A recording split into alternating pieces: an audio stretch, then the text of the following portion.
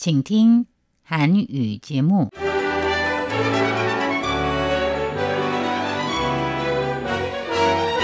안녕하십니까? 중화민국 국제방송 타이완의 소리 RTI 한국어 방송입니다.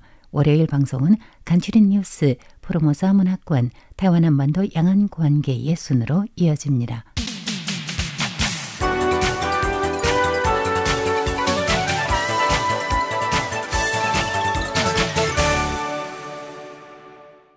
간추린 뉴스 오늘의 주요 소식입니다. 라이칭더 총통은 오늘 14일 국립 타이페이 과학기술대학교 동문회 관계자들을 만난 자리에서 미국과의 첫 관세 협상이 순조롭게 진행되었으며 앞으로도 계속해서 국가 이익과 산업 발전 보장을 목표로 미국과 협상을 진행하겠다고 다짐했습니다. 도널드 트럼프 미국 대통령의 상호 관세 조치가 잠시 멈춘 90일 동안 미국은 70여 개 나라들과 속전속결 협상을 이어갈 것으로 보입니다. 조롱타이 중화민국 행정원장은 미국과의 관세 협상이 양자무역협정, 즉 BTA 정신으로 대화가 이루어지길 기대한다고 강조했습니다. 투발루 부총리 바나바스 넬레 소네를 단장으로 하는 방문단이 오는 14일 타이완에 도착했습니다. 타이완 전국에서 야당 입법위원에 대한 파면 운동이 벌어지고 있는 가운데 중화민국 중앙선거위원회는 오늘 14일 위조 의혹을 파는 파면안이 총 41건이며 이 중 39건은 최고검찰서에 고발되었다고 밝혔습니다. 첫 번째 소식입니다. 상호 관세 인하를 위한 각국의 대미 협상이 본격화하는 가운데 라이칭더 총통은 미국과의 첫 관세 협상이 순조롭게 진행되었다고 강조했습니다. 라이 총통은 오늘 14일 타이페이 총통부에서 국립 타이페이 과학기술대학교 경영관리학과 등 3개 학과 동문회 관계자들을 접견한 자리에서 앞으로도 계속해서 국가 이익과 산업 발전 보장을 목표로 미국과 협상을 진행하겠다라며 이같이 밝혔습니다.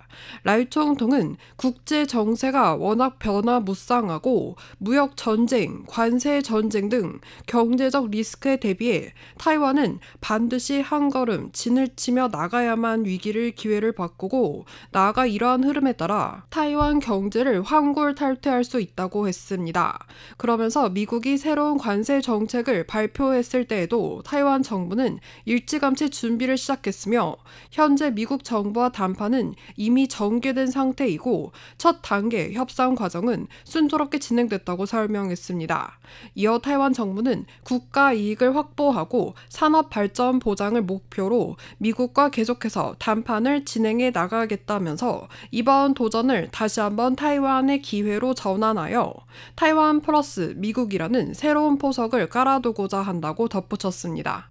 미국이 중국에 대한 상호 관세를 125%로 인상하는 한편 나머지 국가에 대한 상호 관세 부과는 90일 유예했습니다. 타이완 정부는 유예 기간 협상에 총력을 다할 방침입니다.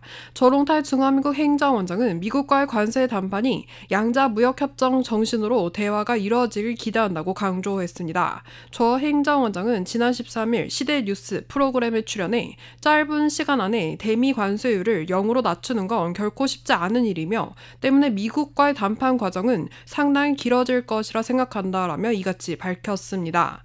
조 행정원장은 아울러 미국 상호 관세 직격탄을 맞게 된 타이완 국내 기업들을 위한 뉴타이완 달러 880억 원 규모의 지원 방안과 관련해 행정원은 이번 주 목요일 특별 조례를 통과시킨 뒤 이 법안을 입법원에 회부하고 특별 예산을 편성할 것이라고 밝혔습니다. 조 행정원장에 따르면 뉴타이완 달러 880억 규모의 지원책에 투입될 특별 예산은 당해 연도 정부의 남은 예산 뉴타이완 달러 3천억 원에서 조달될 예정입니다.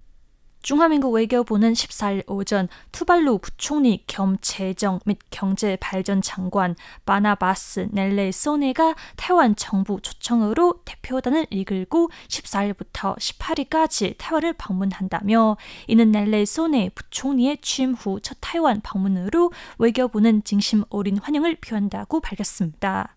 외교부는 넬레 소네 부총리 일행은 타이완을 방문하는 동안 라이칭더 총통과 회동을 가질 뿐만 아니라 밝혔습니다. 린자룽 외교장관과 만나 중화민국 정부와 투발루 정부 간 노동 협력에 관한 협정과 중화민국 정부와 투발루 정부 간 2078년 항해 인원 훈련 자격증 발급 및 국제 협약의 틀에서 중화민국 국저 선박에 근무하는 성원이 소지한 훈련 및 자격 증명 문서에 관한 협정 서명식에 참석할 예정이라고 밝혔습니다.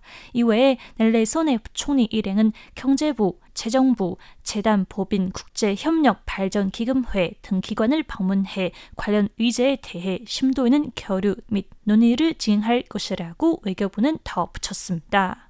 중앙선거위원회는 올해 2월 총 64건의 파면안이 접수돼 불수리 되거나 반복 제출된 자를 제외하고 총 61건의 파면안이 발생했으며 이 중 41건은 검증 작업을 거친 결과 위조 또는 사망자 서명이 발생한 것으로 판단된다고 밝혔습니다. 이어 11일 현재 41건 중 39건은 법에 따라 최고검찰서에 고발했고 나머지 2건은 자료를 정리한 후 차별적 처우 없이 고발할 예정이라고 중선회는 덧붙였습니다. 중선회는 또한 대학교에서 파면 캠페인이 진행돼 논란이 되고 있는 것과 관련해 입장을 드러냈습니다. 중선회는 공직선거파면법 제82조가 파면 사무소에 대해 규정한 것으로 파면 홍보 부스와 파면 캠페인을 규정하지 않았다고 밝혔습니다.